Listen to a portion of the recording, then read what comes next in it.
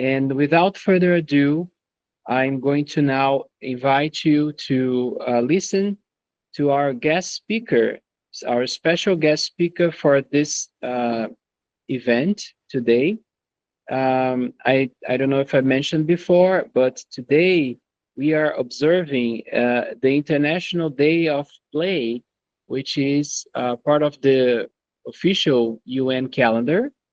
And this topic actually got this committee to think about ways to observe this day in the concept of the mission we are all together to accomplish. And the topic was, in championing peace, we can only win together. And our special guest speaker to lead us into this reflection is our sister Luciana Marques de Souza Ferraz, who is seated next to me here. By the way, let me just change the angle of the camera for those. Yes. Can you see now us? Okay. From the front camera. So Luciana is a Brazilian sociologist and educator with a strong background in personal development and global cooperation. She has conducted courses on meditation, stress-free living, and positive consciousness in India, the US, Europe, and Latin America. In Brazil, she coordinates a UN-affiliated initiative such as the Million Minutes of Peace Appeal. Currently, she serves as the national coordinator of Brahma Kumaris in Brazil, an NGO present in over 100 countries, offering free programs that empower individuals to rediscover their inner strength and contribute to a better world. So, thank you so much, Sister Luciana, for your presence. The floor is yours. So it's a pleasure to be with all of you. It's a pleasure to be with Danilo, who I know since many, many years, not so much personally, but because we have been working with the Legion of Goodwill in Brazil, especially in the interfaith movement. So we have been partners. And I also thank to Sister Sabita to have invited me. I have a long term connection with the United Nations. I was here since I was quite young, in '85, representing Brahma Kumaris in the International Year of Youth. After that, the International Year of Women. And after that, I have been very involved with the Brahma Kumaris, participating in the climate change conferences connected with, since '92, with Rio '92, and so on, with the environment. And it's just amazing because we all being spiritual and religious people, we know that nothing is by chance, right? Everything is so perfect, designed in a way that I sometimes even feel amazed. Because when Sabita said today would be the celebration of the Day of Play, I just went to check what was the message that Brahma Kumaris had for the day? Because every day we have a gift of peace. It's a message in about 60 different languages that it's spread all over the world. And I should read the message because it's amazing. It says exactly about what we are just about to start to say. 11th of June, gift for the soul. Play is a chance to step outside our roles and responsibilities and connect with others in a different, natural way. It creates shared joy and lasting memories, which go beyond culture, age, and background. It builds trust, sparks creativity, and reminds us of our shared humanity. Every day, I create time out to play. So so perfect that the message that we had today was exactly about this experience of in our dedication, in our seriousness, in our elevated attitude towards the divine, we don't forget some time for our humanity, to experience joy, to experience play, to experience the child inside, which is very, very important. Also saying that some 4 years ago, the Brahma Kumaris in Brazil had the pleasure of working with an advertising company that helped us to design and redefine some of our activities in Brazil. And they made a big, big survey using the knowledge and the activities that we do. And they came out with a very interesting thing. They said that nowadays people are tired, people are stressed, people don't want to make hard and to do very deep effort in their religious and spiritual life. I think that all of us are aware of that because we have been seeing that the quality of people that we are getting in our churches and in our meditation groups has decreased. Have you seen that? I mean, when I started more than 40 years ago, I can see that very rarely we see some young people like Maria Paula, for instance. The young people, they are not interested. And what this advertising company said it was that people want balance, people want well-being. So we as spiritual people, as religious people, that's the message and the practice that we have to bring to them. This balancing life, this well-being in their day-to-day life. So when I think in terms of this topic of play, and especially what comes, that it was a topic of championship towards peace, um, I want to say about three things which come to me, to my mind, in terms of play. Immediately, when I think about play, what do you think? I think about childhood. First thing is the joy and the naturalness and the spontaneity of childhood. And when I remember myself with the age of whatever, 5, 7, 10, in a small town in Brazil, where my grandparents used to live and we used to spend holidays with them, we used to go to the main park in town and we used to do crowns with the leaves and sticks from the floor.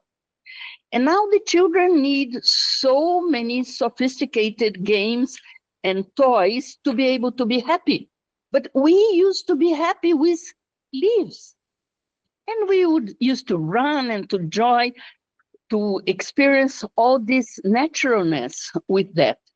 So childhood and joy somehow have to be recovered from this massive way of living that children have to go to school and then in the afternoon they have English and other languages and I don't know, all kinds of other courses to do.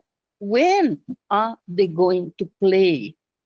Even in terms of, we think about all the children that work in the mines and the children that are working on wars. Even our present president of India, she's a Brahma Kumari. And she was raised as a girl that used to work in the mine, the coal mine community. And do you know what she says? She says she never uses makeup because the makeup that all of us use come from the mines where the children work. So, play. So let's bring again that lively way and joy of experiencing our childhood. Second thing that I think is about sports. Yeah. Play reminds us of sports. And also the same, before sports was a healthy competition. It was something to spend the afternoon on Sunday. It was a way of, like with your friends on the courtyard of your house, you would just take a ball and just experience like that. And nowadays, people die because of sports. In Brazil, just recently, about 2 weeks ago, after one game from in Belo Horizonte, the two teams, rival, they just like got together and one guy was killed. Violence. I mean, violence. So what is this? Sports is for playing, is for us to learning to work together, because such a beautiful thing to work in teams. And I just brought here the name of two guys in terms of sports that really bring back the real meaning of sports. One, I don't know if I would say his name in the right way, Sadio Mane. He's from Senegal. And this guy is making the difference for his village, for his country. He has opened hospitals, he has opened schools, he has given laptops to all the main students in his country. He has been really giving. And when he has his cell phone that has fallen and had a crack, and people said, but how can you use a broken cell phone? You are millionaire. How can, and he says, but with this cell phone, I still can see the messages the same as if it would be a new one. So it's not that he cannot get a new one. It's not what I'm saying, but, like sports should put the values at the right position. And I think that that's what this group is about, isn't it? Yes. To bring again this value. And another one who is very recent, and it was very nice, it's a Brazilian, and his name is Pedro Arieta. Just now, 24th of April of this year, in the Boston competition, he was running when the guy, an American guy, was winning. But this guy was so tired that just fell on the floor. And Pedro, instead of taking the opportunity to go and get first, he helped the guy to stand up. And both of them came to the first number together. So this is to play in sports. Certainly. Right? And third is play would remind us of theater, of the big personas and actors that we have admired in our lives and that have entertained us in our lives. But especially play reminds me of us as being actors in this big play of life. So are we important actor? Someone who is making the difference in the world, or are we just living and going away and having done nothing? And just to conclude, because I want some time to interact, some time ago, my mother asked me, because she's accompanying me in this life since the beginning, she asked me, are you really happy in your life? Yeah. She was not doubting, but her understanding of happiness would be, I should be married with children, with grandchildren, like my two other sisters, no? And she sees me traveling here and there, again, traveling. So she feels it more as tiredness than really accomplishment. And I said to her, yeah, of course I'm happy, but I'll tell you one thing. more than happy. I feel that my life is significant. And I think that that's the purpose of all of us. We are here not just to get personal pleasure. We are here not just to fill up our time. We are here not because we just want and we have the pride to work within United Nations, but we are here because we want to make this world better. We want that our lives are significant for us and for others. And in this, I just see one solution, which is to work together. There is no way out if it's not in community. You can just really make a difference if you are working with others in the community, because it is in the community that you see the mirror. You can progress. You see what others are doing and you get inspired and motivated by them. And you also include that. And you also, if you do not be together in moments of tiredness, in moments of lack of faith, we would just give up. So it's the community that helps us to win. It's the community that helps us to stand up and continue in this race. So that's what I wanted to share with you. Thank you. That's beautiful, Sister Luciana. And she agreed that we could share a few minutes so we can reflect on the things that she brought into our discussion and also ask questions. So I'm going to open now the floor for anyone that wants to participate either here. Yes, my brother, you're going to be the first one. Let us just bring the microphone. Can you bring the microphone? Yes. Yes, just put it there. Well, first, Sister Luciana, I want to commend you for a beautiful address that brings to the front something that my wife and I have seen in ministry, particularly over the past, let's say, 3 to 4 years or so since the pandemic. There has been a pandemic of isolation and a loss of community in a lot of circles. And where communities do rise, often people find those interactions at times to be difficult to draw roots, difficult to dig deep and to build relationships that endure and last.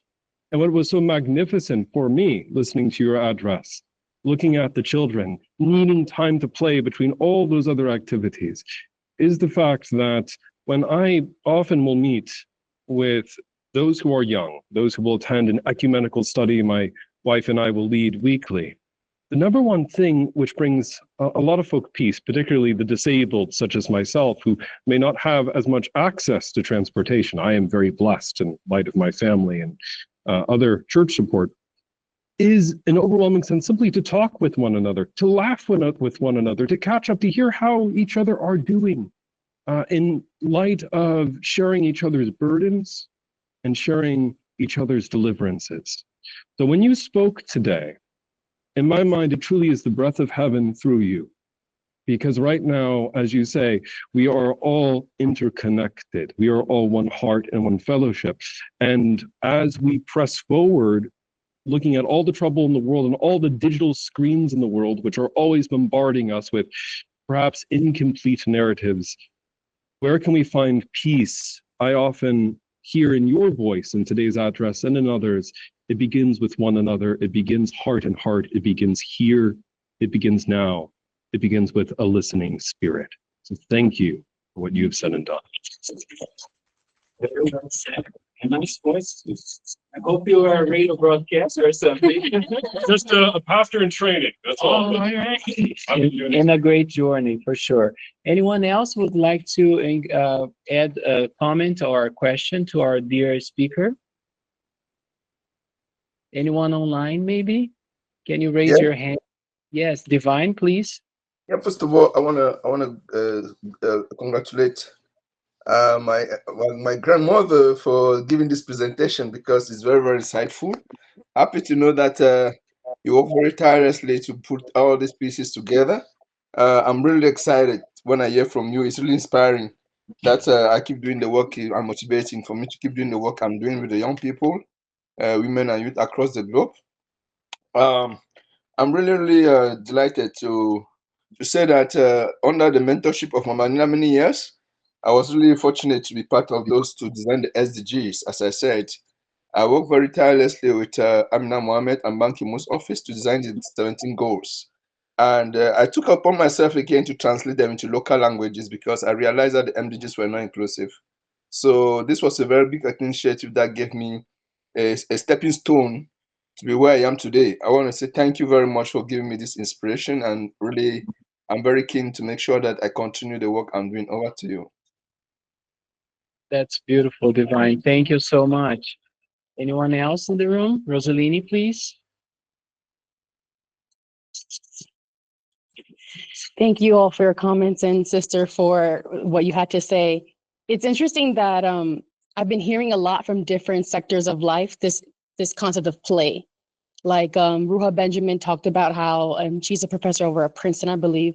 She mentioned how she's telling her students like to play and how they're freezing. They don't even know how to even create the assignment. She's like, but just play with it. And something that we're encouraging the Baha'i community right now is to play with the arts, because there's something in there that we can tap into that clearly we're all looking for it. And I think the spirit of play can give us more forgiveness. So when we make mistakes, we all know that we're just learning together and it's all in good spirit. So just thank you for recentering us. I appreciate it. Thank you so much.